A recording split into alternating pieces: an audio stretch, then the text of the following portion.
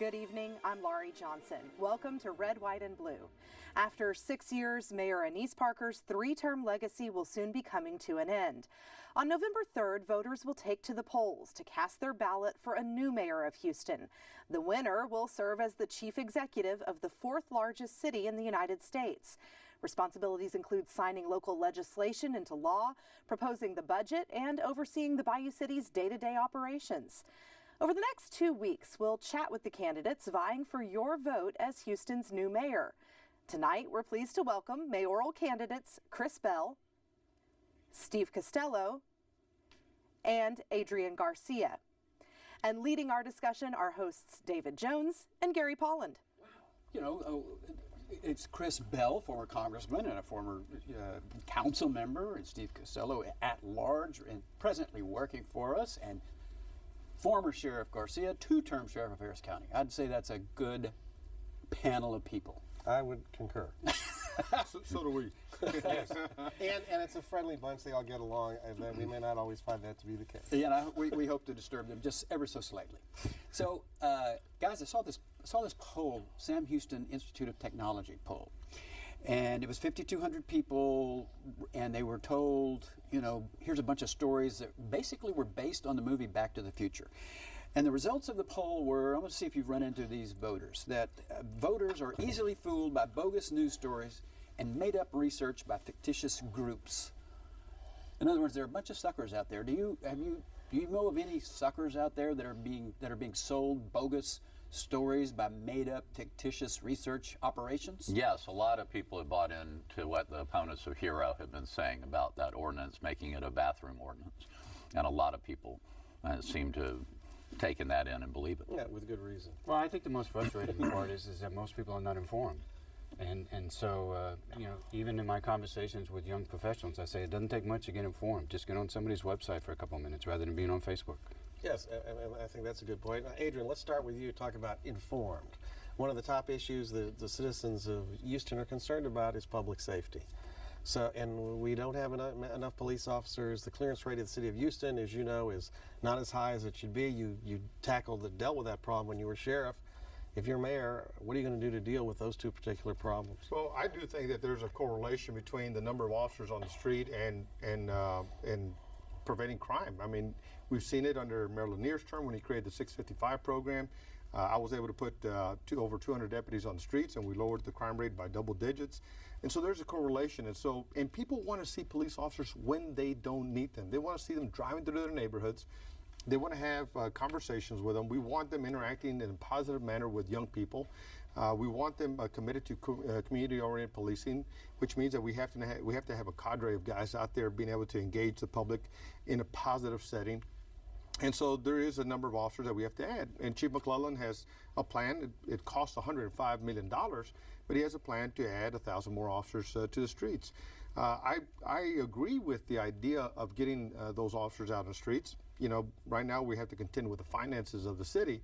But on June 1, when the new budget starts, I'm going to make a commitment to starting to get those officers out there so that the people feel safer, see them when they don't need them, and then we can recommit ourselves to community-oriented policing and have those positive engagements with young people. Stephen Costello, you've been involved in talking about public safety reforms, and in fact, you're one of the pioneers of finding sources of money to do things the city needs to do that it's not doing with its existing resources. And we'll talk about Rebuild Houston later, but why can't we take that idea of Rebuild Houston and go back to the voters and say, hey, how about a public safety fee that enables us to hire the number of police officers that the sheriff and others have suggested? Gary, you might find that at the end of the day, over the next 20 years, the city might become a totally fee-based city for services provided. You know, we raised the revenue cap for public safety years ago, back during the White administration, and yet we're at above the revenue cap now. The problem that we have on the police force side is that less than 70% of the police force is actually doing work out on the streets. When I got on council, the administration, we had to bridge a $100 million budget gap in 2011, where we let go a lot of people that were doing administrative work in the police department. So obviously police officers were backfilling. So you can get 1,500 police officers on the street pretty quickly by getting administrative people back to do that type of work. And then my plan on pension reform will allow us to get more money to fund these new police officers that the police chief wants over the next 5 years. You're talking about public safety lab too. Chris Bell, you know, we do have a former sheriff here. He has a plan. You would think that having been a police officer, he would be the best equipped candidate of the major candidates in this field to be running the Houston Police Department. Is he not that candidate?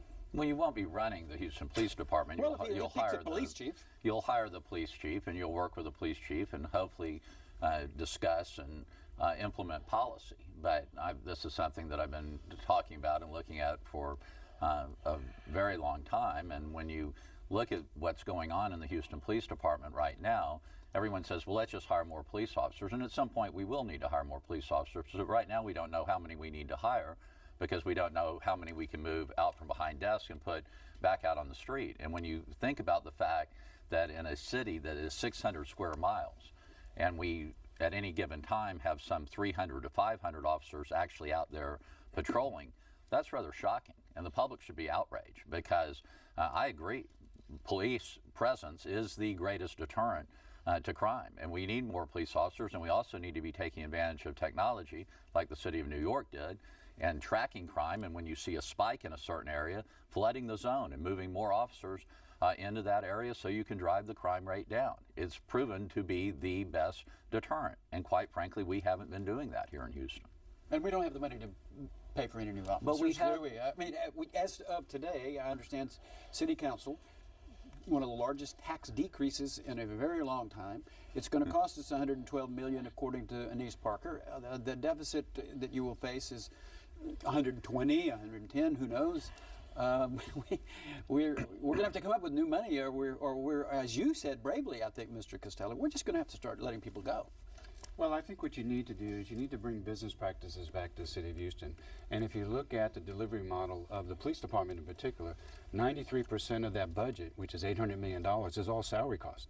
And so you need to focus on how do we change the delivery model of the police department and get more police officers at the same time. Mr.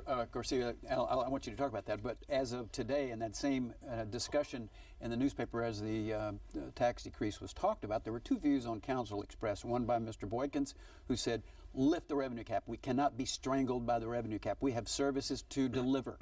And then there was former Police Chief Bradford who said, no, let's just squeeze the budget, and we will keep businesses here. By doing so, they won't run off to Pearland and other locations. Which view do you accept? I accept the view that we can't lift the revenue cap. I mean, we put it in place, and I was part of the vote to put it in place under Mayor White's administration because the taxpayers didn't believe that City Hall knew what they were doing with the money the people were giving it. And so it was an instrument to create discipline, and we haven't demonstrated that discipline. And the taxpayers know that. They'll give us they'll authorize us to lift the revenue cap if they see that we are being disciplined. We got to demonstrate savings to them. And so I think that squeezing the budget isn't necessarily the right term, but finding efficiencies, streamlining operations, using technology to do better at delivering services, I think is the best approach. When we modified the budget for public safety back in 2006, we understood that the revenue cap was a new experiment. We realized what it was going to do to public safety. We made that adjustment. But today, I have yet to find any person who says, lift the revenue cap, take more of my money, because I have all the confidence that you're using my money wisely. I have not heard that. Yeah, and rightly so. But I'd like to put on the screen before we let Councilman Costello talk. Can we put the City of Houston current collections chart up? It's up. Okay, the City of Houston, you can't see it, it's far away, but you're all familiar with the numbers. From fiscal year 2010 to 2014, the amount of money the city has had to spend is up almost $275 million in a $1.16 or 1.8 budget. So that's more. Don't make me like Jim Webb down here. Come on, let me get in the discussion. You're going to get a chance to. So it's not like the city's budget is going down; it is going up. That's number one. But we're still looking at a deficit. Well, that's a different question. That's because it's a spending problem. No. Because number two, at least that's what I believe. And number two, the other problem we have is appraisals are going up. So it's not like taxes are going down, taxes are going up. It's just that you didn't vote for that tax increase.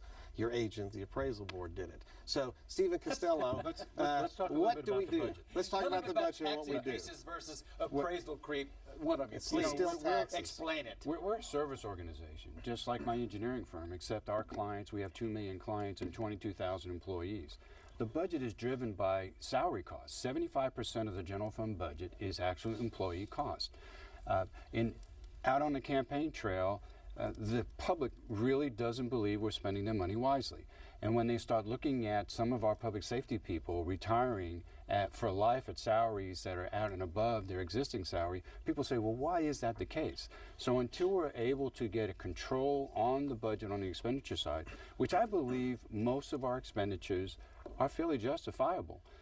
We're considered a low service providing city in that regard, but we haven't been able to convince the public that we're spending their money wisely. And until we're able to do that, trying to get them to raise the revenue cap would be futile. Unless you want to commit political suicide, Chris Bell. With all 2-1, the voters in our poll said, No, I wanna- don't change the rev cap. No, I want to be honest with the voters, and it's extraordinarily disingenuous to sit here and say that you want more police officers on the street, and recognizing that 60% of our budget goes to public safety, and you're saying you want to increase the largest percentage of that budget, but yet you don't want any more revenue coming into the system. We live at a time when nobody also is saying, oh, we don't want more green space, or we don't want on-time garbage collection. Everyone wants a high degree and high level of city services. They want on-time garbage collection. They don't want to have to pay for it. They want smoother streets and everything else. And all of those things cost money. And if it's responsible tax relief, as you're well aware, Gary,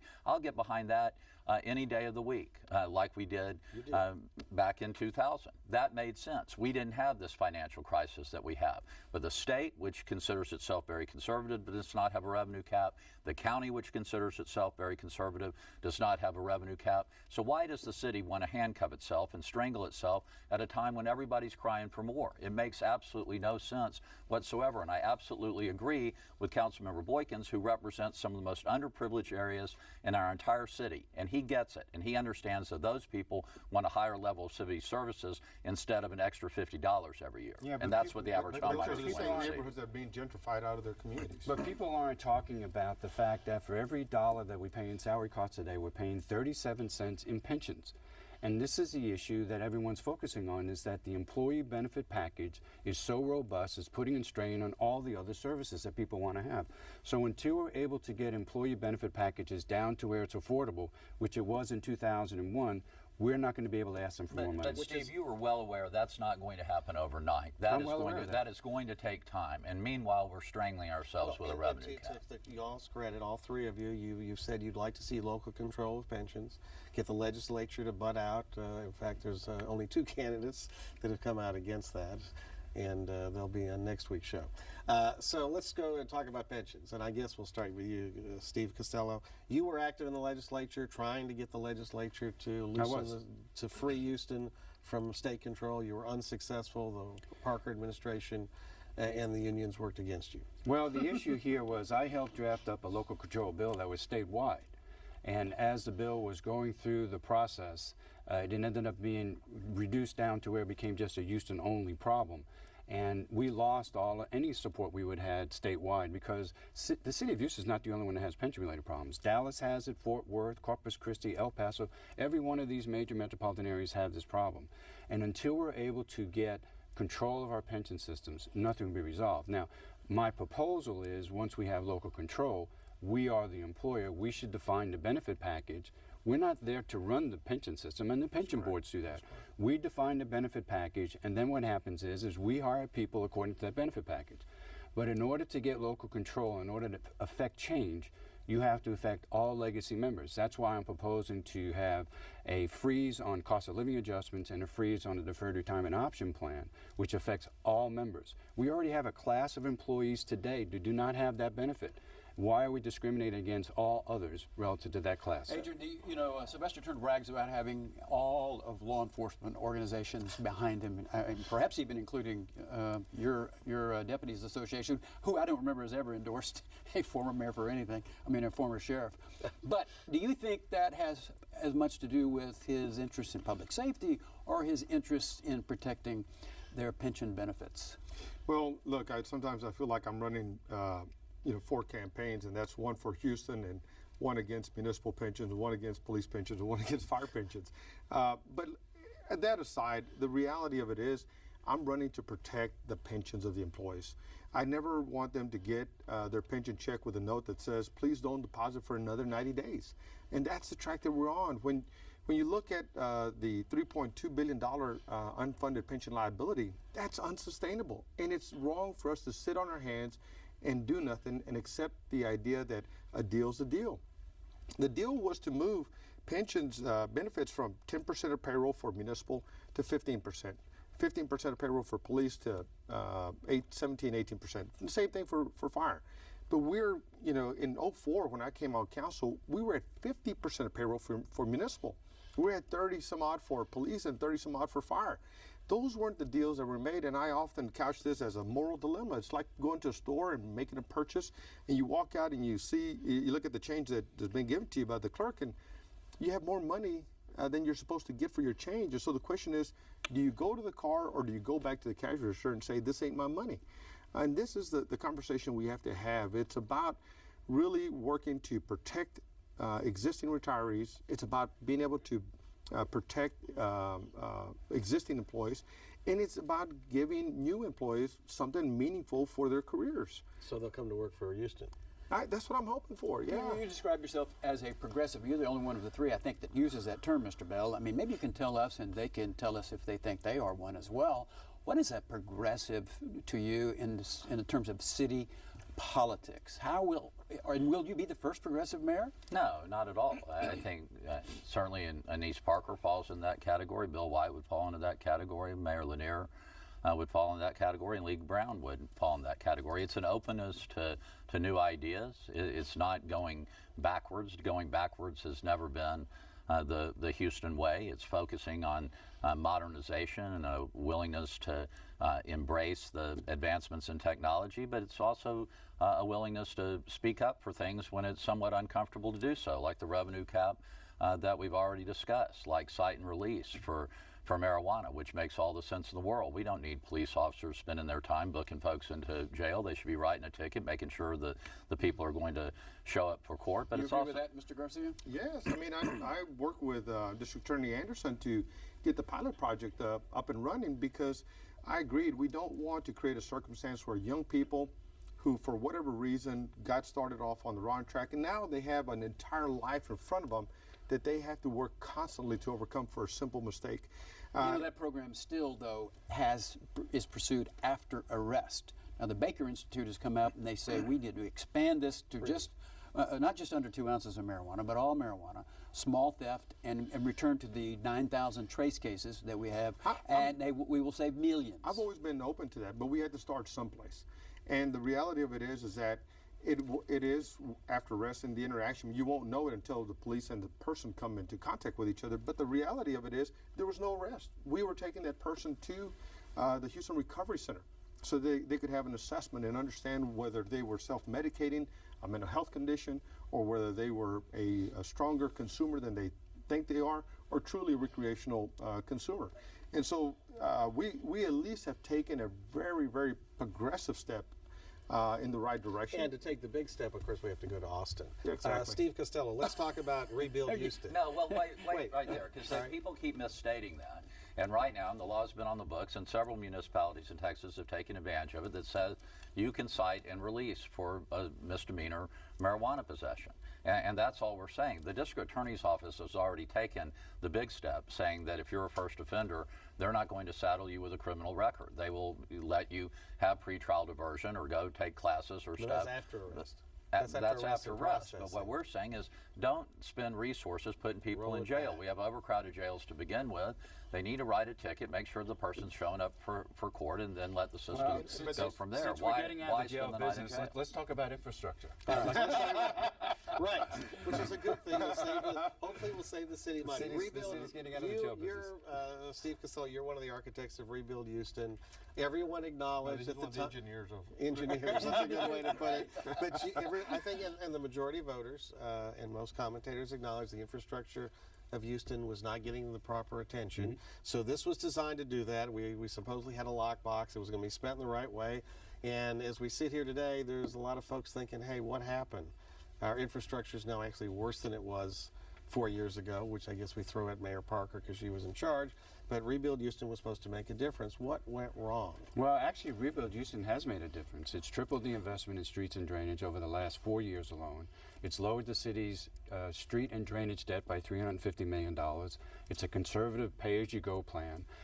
It's going to grow to $600 million annually in street improvements.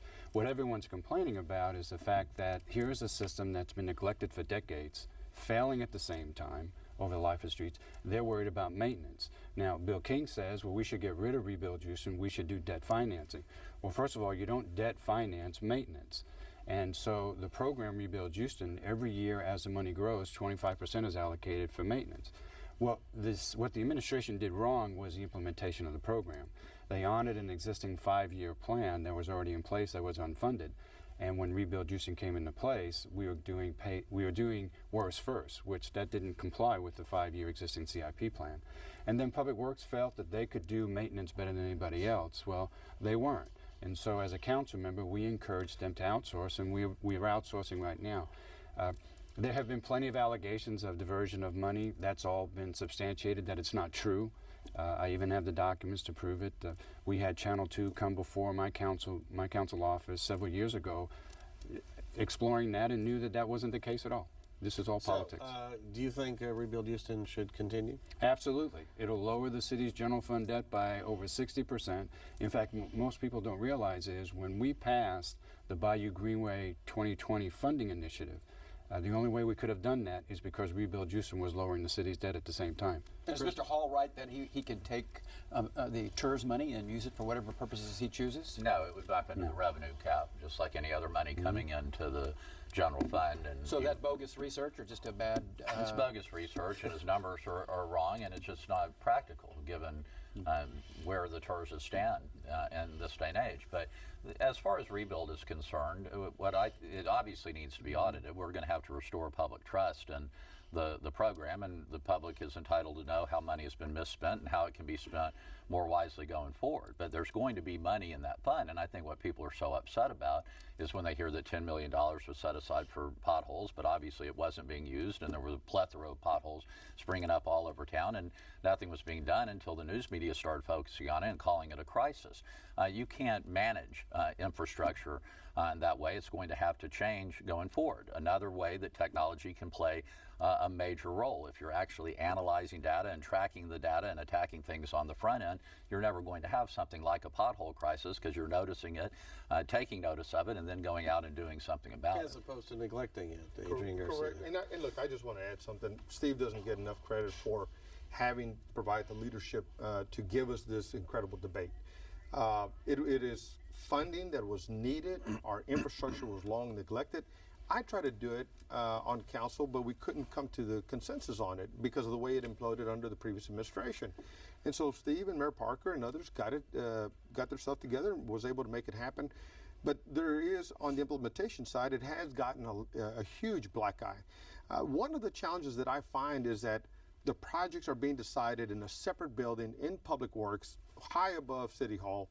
And those projects need to be brought out to City Hall under the lights and the cameras and the microphones.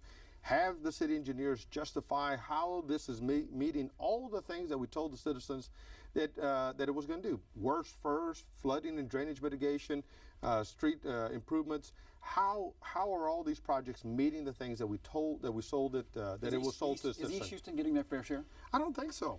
Well, I think the real challenge is that we have 11 district council members. and they all want equity. They want a share of it. And really what we ought to do, when I first campaigned for its passage, it was a neighborhood revitalization program. We need to take part of the money and distribute it equally across 11 districts, and then take part of the money that the administration would work on major thoroughfares that span districts.